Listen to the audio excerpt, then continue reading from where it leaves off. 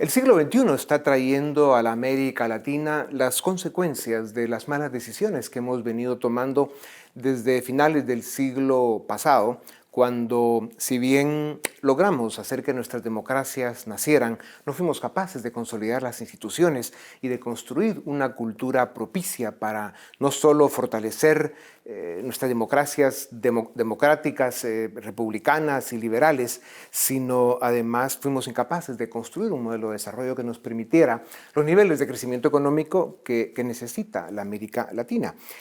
Hoy estamos viendo que la corrupción de los políticos en general, la ausencia de las élites, el populismo, se están convirtiendo en un rompecabezas que tiene América Latina en verdadero peligro. Para hablar de estos temas y sobre todo de Ecuador, porque quien nos acompaña tiene mucha experiencia en el tema, está ahora en Madrid, pero vive en Ecuador, y les presento a Luis Espinosa Godeb, licenciado en Derecho con 2 maestrías en Economía y Mercados Financieros y un doctorado en Economía en varias de las mejores universidades de España. Es profesor de Economía en la Universidad San Francisco de Quito, Ecuador, y columnista en el portal digital de noticias ecuatoriano Primicias.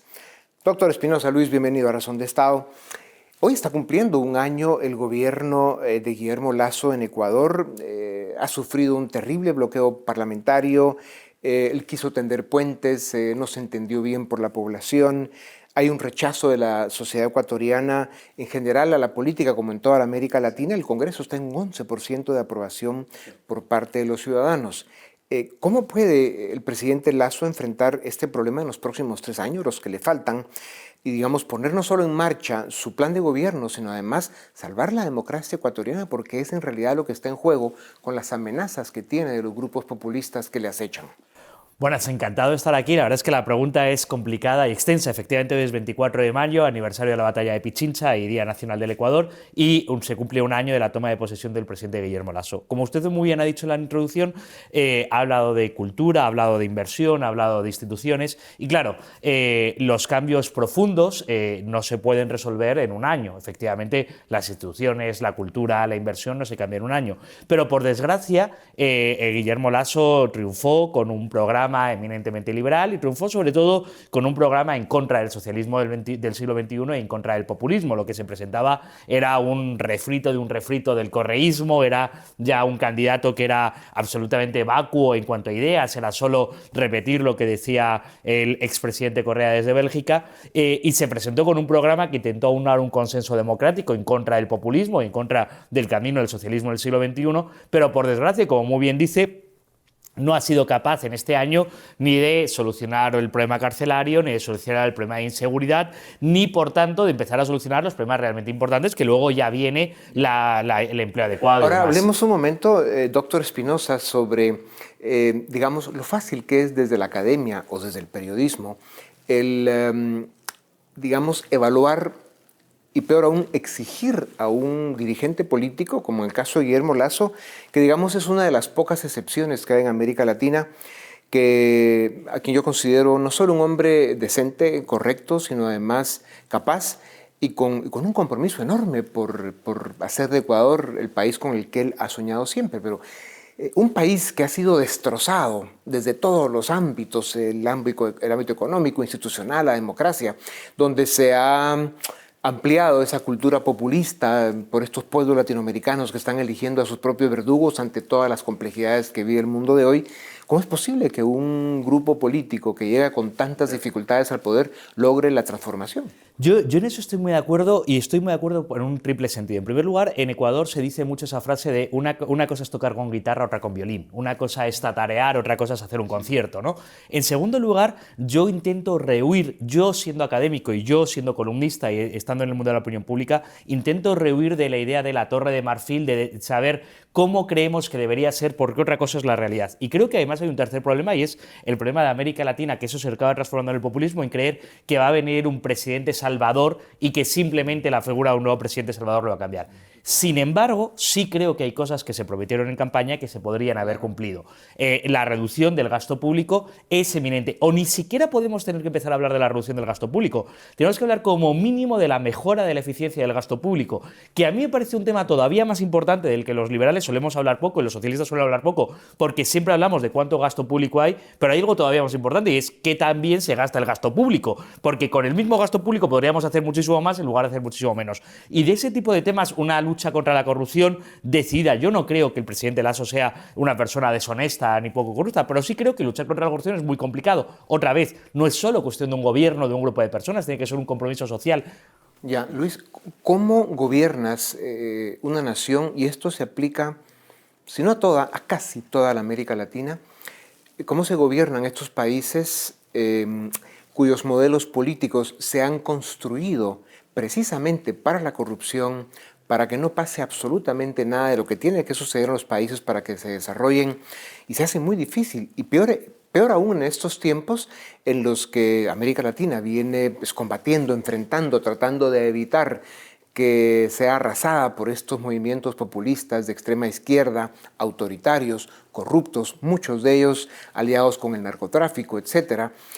¿Cómo gobiernas una nación de esas? Si, por ejemplo, nos ponemos muy técnicos y hablamos del gasto público, que por supuesto, ¿cómo no va a querer uno que los gobiernos sean responsables fiscalmente? Pero puede un gobierno en las circunstancias que tiene Guillermo Lasso, por ejemplo, ser demasiado técnico en un tema como el gasto público y poner a la población aún más en su contra. Estoy completamente de acuerdo con eso, además por un doble motivo. El primer motivo es que lo urgente no nos permite ver lo importante. Entonces estamos permanentemente luchando contra lo urgente, luchando pues ganar contra una guerrilla, luchando a ganar contra el socialismo del siglo XXI, al menos sobrevivir a estas cosas, pero no podemos hablar de lo importante y es cómo mejoramos las leyes de inversión y demás. Pero al final, de lo urgente, como no hablamos de lo importante, nunca tenemos el progreso real. Y además, hay un segundo problema.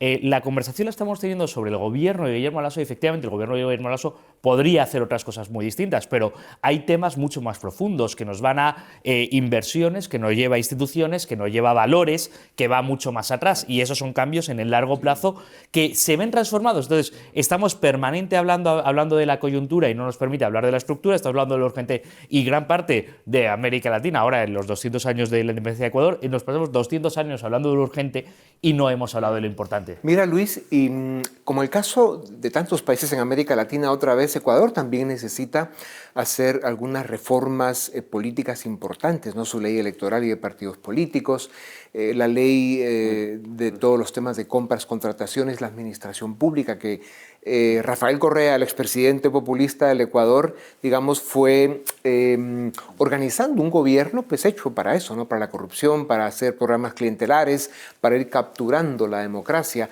y destruyendo su sistema electoral. Sí, y además fue un proceso, hay que empezar por el principio, por la propia Constitución, ¿no? Sí. Esa idea del nuevo constitucionalismo que están sufriendo ahora mismo en Chile, pero que han sufrido en Ecuador, y que sigue hablando, porque ahora Petro en Colombia vuelve a seguir hablando de lo mismo, ¿no? De transformar todo desde la Constitución. Esos problemas están de manera profunda esto, porque además el proyecto correísta fue bastante coherente y bastante articulado. Ellos cambiaron desde la Constitución hacia abajo con un discurso de vamos a renovar el país, pero en realidad un discurso explícitamente para transformar la sociedad y para favorecer la corrupción, que se favoreció de manera generalizada y fue común en su gobierno, ¿no? Entonces, efectivamente, deshacer o rehacer, porque es que ni siquiera tenemos que rehacer, tenemos que deshacer todo lo que se hizo mal los últimos 10 años y luego empezar a rehacer, y eso es muy complicado, más cuando no tienes mayoría en la Asamblea. Mira, Luis, y no hay que olvidar que Rafael Correa, además de ser un político corrupto, antidemocrático, que quiso cambiar la Constitución para perpetuarse en el poder, el hombre deja por un momento la presidencia cuando los precios de las materias primas caen, y él sabía que iba a haber no solo en Ecuador, sino en América Latina, pues un ciclo de vacas flacas, como decimos, y que la economía iba a tener problemas serios. Él, de forma muy mañosa, se aleja un tiempo de la presidencia pensando en que iba a poder dejar a algunos de sus pupilos y de sus subalternos controlando su feudo para luego el regresar en una época en la que regresaran los precios de las materias primas para ya quedarse para siempre. Él al final salió huyendo de la justicia ecuatoriana porque es un prófugo de la justicia. Bélgica le acaba de confirmar el asilo político. ¿Crees tú que regresa Correa a Ecuador? No, no, vamos a ver. Primero vamos a criticar a Bélgica, que es un país que tiene mucha afición a conceder asilo político a prófugos de la justicia de distintos países, como los independentistas catalanes españoles y ahora a algunos etarras españoles, y ahora también tiene a Correa. No creo que Correa... yo creo que él cree que va a volver a regresar a Ecuador, pero no creo que vaya a regresar a Ecuador, entre otras cosas porque Ecuador es un país muy joven, en el que los más jóvenes, 10 años después, ya se olvidan. Además, ya está muy desprestigiado, su vicepresidente está en la cárcel, su ex vicepresidente, luego presidente, que fue Lenín Moreno, le dio la espalda y se viró completamente, pero yo no creo ni siquiera que debamos seguir hablando de él. O sea, yo creo que es una figura nefasta, una figura del pasado, y está condenado a su propia condena, que es estar en un ático desde Bélgica haciendo unos vídeos de YouTube diciendo cómo debería ser el mundo, pero en el fondo es la profundidad de un fracaso. Es curioso porque nos olvidamos de estas figuras, nos olvidamos de los últimos años de Chávez, que fueron bastante patéticos, nos olvidamos de la situación actual de los podemitas en España, ahora Iglesias, Monedero, se han quedado en una situación bastante patética porque en el pecado está la condena, ¿no? En el pecado está la condena y ya ellos han terminado consumidos por ellos mismos, ¿no? Sí, en todo caso, si Correa regresa al Ecuador, pues deberían de mandarlo a alguno de los bajos en alguna de las cárceles ecuatorianas, sí, que él las dejó, por cierto, destrozadas. Y además porque es uno de los grandes responsables, ¿no?, de la debacle latinoamericana y de la pérdida de fuerza de nuestras democracias. Luis, ¿cómo ves en las próximas semanas y meses las elecciones en Colombia y Brasil, donde pareciera ser, lamentablemente, que ganan Petro en Colombia y Lula en Brasil, pues que son más de estos alfiles que han promovido la debacle democrática en América Latina? Bueno, yo soy otra vez vuelvo a lo mismo. La permanente sensación en América Latina de que te la estás jugando entre la vida y la muerte todas las semanas es muy angustioso, porque cada elección no elegimos entre una opción medianamente buena y otra opción. No, siempre tenemos que elegir entre lo malo y lo peor, entre el cáncer y el SIDA, entre la salvación. Bueno, ya llega un momento en que tenemos que decidir para ver un proyecto de futuro ilusionante, lo cual es muy difícil de construir. Ahora, yo soy muy optimista y no estoy completamente seguro. Desde luego, el caso de Colombia parece que Petro va hacia abajo, ya veremos, no lo sabemos, no lo sé yo y no lo sabe nadie, pero efectivamente siempre esa permanente sensación de que el fracaso está ahí, porque Petro ha sido terrorista, Petro se ha aliado con el socialismo del siglo XXI, el socialismo del siglo XXI no es capaz de presentar no ya una idea de futuro, sino ningún caso de éxito, es decir, Colombia, Bolivia, Venezuela, por supuesto, Honduras, Cuba, todos los países donde han gobernado, Argentina, han resultado en el más rotundo de los fracasos. Y sin embargo, con el mismo programa y las mismas ideas, vuelven a estar en el filo de volver a ganar. Entonces, es muy desesperante, muy cansado volver a estar en este filo. Y, por tanto, claro, al final, ¿qué ocurrirá? Pues no sabemos ni quién ganará las elecciones, ni qué programa podrá aplicar, porque el programa del socialismo del siglo XXI se arruina. Hay que recordar que Petro, además, fue expulsado de la alcaldía de Bogotá por mala gestión. O sea, aun con ese historial en la misma Colombia, sigue estando ahí, porque las ideas que prometen son muy esperanzadoras y pueden prometer mucho. No, los pueblos latinoamericanos nos están sorprendiendo, tendrán que despertar. Luis, hablamos de izquierdas y derechas, pero realmente vivimos un ciclo, porque eso es lo que es la vida, un conjunto de ciclos, en el que América Latina está en un campo de batalla en el que de un lado debieran estar, porque no están, a menos que hay 2 o 3 excepciones en América Latina, sin mucho, los demócratas liberales, y del otro lado, pues los populistas de izquierda autoritarios, normalmente corruptos y con demasiada frecuencia aliados al narcotráfico. Pero una de las razones por las que se ha fortalecido tanto ese populismo autoritario de izquierda es por la corrupción de los que se dicen de derecha. En América Latina, en muchos de nuestros países han llegado pues, gobiernos, conservadores o ultraconservadores, que de liberales tienen poco, de demócratas menos, y normalmente son corruptos y con demasiada frecuencia narcotraficantes. Entonces, este ambiente pues, ha generado esta descomposición que vive la América Latina, y es la que básicamente está condenando no solo a nuestras democracias, sino a millones de latinoamericanos a un futuro próximo pues, muy lamentable. Claro, es que a mí una estadística que me gusta mucho ver es la de la confianza.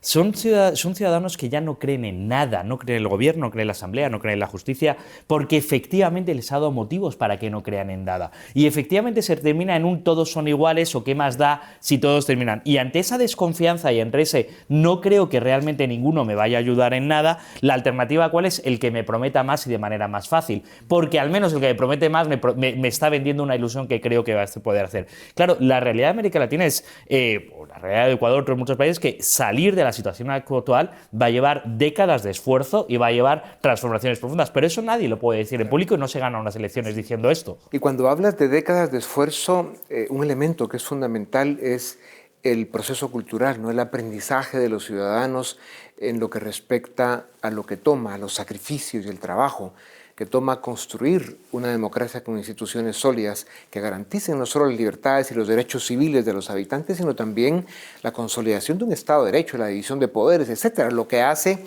digamos, el único modelo político que ha dado algunos resultados muy aceptables en la historia de la humanidad, que no es perfecto, que tiene problemas, pero es el menos malo de todos, ¿no? Claro, pero cuando una persona es pobre, la separación de poderes, que es un concepto que a los académicos nos puede gustar mucho, queda muy lejana de mi realidad actual, queda muy lejana de mis problemas, que yo tengo que hablar de cómo voy a comer esta tarde o tengo que hablar de la enfermedad y de cómo lo vamos a solucionar. Entonces, tenemos un problema entre, otra vez, que los objetivos a corto plazo, comer esta semana y voy a hacer, se contraponen con los objetivos a largo plazo, porque si realmente quiero prosperidad a largo plazo, necesito institucionalidad, necesito... Y entonces, tenemos dos discursos que se contraponen, lo que necesito ahora, lo urgente, y lo que quiero para el largo plazo. Claro, y eso, Luis, nos lleva a la discusión del modelo de desarrollo, ¿no? Porque al final de eso se trata, y en esa tribuna hablamos mucho de ese tema. Un modelo de desarrollo necesita tener pues, las dos caras de esa moneda, las dos dimensiones fundamentales de un modelo de desarrollo, que son la política y la economía. Claro. Y entonces la gran pregunta siempre, y que esa es muy importante para los académicos, es ¿qué viene primero? ¿Un crecimiento económico fuerte que cree oportunidades o tener las condiciones políticas que permitan el crecimiento económico por la capacidad que tiene de atraer inversiones, la creación de oportunidades, la generación de impuestos, etcétera? ¿Qué viene primero, según tú? Yo diría que primero vienen dos cosas anteriores. Primero vienen instituciones y antes vienen los valores. Pero las instituciones te las da la política. La política son las reglas, cómo jugamos a esas reglas de juego, pero las reglas de juego son previas a la política misma. Yo no creo que la política por sí misma puede transformar, sino hay una cosa que nos encanta hablar a los liberales, pero que es muy difícil de hablar de ella en América Latina, que es esa sociedad civil. Si no hay algo así que se articule en sí mismo, es muy difícil. Así que yo creo que primero valores, luego instituciones, luego ya política. Pero dicho eso, es la política la que ha destrozado las instituciones. Estos grupos políticos que más que ser eso, pues son bandas criminales que han organizado partidos políticos para llegar al poder, para consolidar estados criminales, que es lo que estamos viendo en América Latina, ¿no? Claro, pero eso tiene mucho sentido cuando no hay oportunidad ni ascenso social en la economía o por el mérito. La manera de prosperar es saqueando al Estado, que es donde hay mucha riqueza y una manera muy fácil de saquear. Se generan efectivamente estos grupos de poder, estas bandas de poder, que al final los partidos políticos son bandas de saqueo, entonces se generan para saquear el Estado con redes clientelares que lo van haciendo. Pero es que el problema es que todos los que están dentro de esta red tiene sentido lo que hacen, porque si eres pobre y ser parte de una red clientelar te va a permitir prosperar, te va a permitir prosperar. Si estás arriba y ser parte de una red clientelar te va a permitir prosperar, quieres seguir siendo parte de la red clientelar, por tanto la vas a defender. Por tanto, deshacer el status quo que favorece a tanta gente, además gente que se entiende su posición, porque evidentemente tiene que comer mañana, es muy, muy complicado. Sí, claro, y hay que insistir, ¿no? Es la política la que permite que se construyan las condiciones para que haya crecimiento económico. O sea, vemos que en países como Cuba, Nicaragua, Venezuela, donde básicamente la economía no funciona. Si tú no tienes instituciones, una política razonable, aunque haya crecimiento económico, no va a repercutir en los ciudadanos, sino que va a saquear. Es decir, tú puedes tener altos precios del petróleo, como hay ahora mismo, pero en Venezuela no beneficia a ningún ciudadano, o en Colombia y Ecuador benefician mucho menos a los ciudadanos, porque como la política solo se dedica a extraer rentas, no consigue que vaya hacia todos los ciudadanos y que caiga sobre la población. ¿Cómo afecta la invasión de Ucrania a América Latina? Es curioso porque parece que muy mal. En el caso de Ecuador, por ejemplo, Rusia era el principal exportador de flores, que son las principales exportaciones de Ecuador, pero en realidad la invasión ha provocado que aumenten mucho los precios de las materias primas y América Latina, sobre todo, está exportando materias primas. Así que no le está viniendo nada mal. Y además la inflación que se está produciendo en Estados Unidos también beneficia a los países exportadores. ¿Cómo va a ayudar el aumento de los precios de las materias primas a los movimientos populistas de América Latina de izquierda autoritaria? Depende de cómo se distribuya, porque la llegada de esto va a provocar que haya mayor riqueza, porque la inflación en Estados Unidos en gran parte beneficia a los exportadores de materias primas. Esa riqueza llega a los gobiernos y los gobiernos la usan para programas clientelares. Ahí depende de cómo se use, ahí está el problema. Esa es la desgracia, porque si la política está mal, ni siquiera una nueva llegada de rentas inesperada, como ocurre ahora mismo con el aumento de los precios de las materias primas, podemos decir que eso beneficia a la población. Es decir, es increíble que aumenta el precio de las materias primas, eso le va a venir bien porque ingresa más, pues ya, pero ¿cómo cómo se redistribuye luego el PIB dentro del país es lo importante. Doctor Espinosa, ¿cuándo vas de vuelta al Ecuador? Pues creo que me queda un mes más aquí en Madrid todavía. Hombre, si no está mal, ¿eh? Sí, no está mal, sí, no está mal. Y ya volveré a ver si ha habido alguna transformación en el gobierno de Guillermo Lasso, ojalá que sí. Excelente. ¿Y tus planes son seguir en América Latina para seguir no solo aportando tu conocimiento, experiencia, sino además experimentando un modelo, digamos, complejísimo de desarrollo y también de subdesarrollo, ¿no? Esa pregunta se la agradezco a nivel personal porque yo sí creo que vivir en América Latina me ha permitido ser mejor economista. No sé qué tan mejor lo soy, pero sí que me ha permitido mejorar, porque una cosa, otra vez lo mismo, una cosa son los libros de teoría del desarrollo, otra cosa es vivir en América Latina y ver cómo ocurre. Y son cosas muy distintas y hay realidades muy distintas que hay que vivir ahí para entender cómo funcionan. Pero doctor Espinosa, eres un buen académico y un gran economista, así que muchas gracias a seguir con las batallas. Sin duda alguna América Latina te necesita, así que qué bueno que estás por allá. Esperemos. Gracias a ustedes, hasta la próxima. Esto es Razón de Estado. Suscríbete y nos ayudas a defender y a promover los valores de la libertad,